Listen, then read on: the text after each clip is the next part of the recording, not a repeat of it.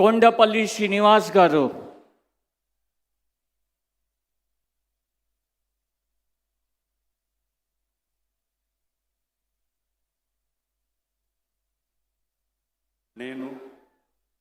కొండపల్లి శ్రీనివాస్ అనే నేను శాసనం ద్వారా నిర్మితమైన భారత రాజ్యాంగం పట్ల నిజమైన విశ్వాసం విధేయత చూపుతానని, భారతదేశ సార్వభౌమాధికారాన్ని సమగ్రతను కాపాడుతానని, ఆంధ్రప్రదేశ్ రాష్ట్ర మంత్రిగా నా కర్తవ్యాలను శ్రద్ధతో అంతఃకరణ సిద్ధతో నిర్వహిస్తానని, భయం కానీ పక్షపాతం కానీ రాగద్వేషాలు కానీ లేకుండా రాజ్యాంగాన్ని శాసనాలను అనుసరించి ప్రజలందరికీ న్యాయం చేకూరుస్తానని దైవ సాక్షిగా ప్రమాణం చేస్తున్నాను.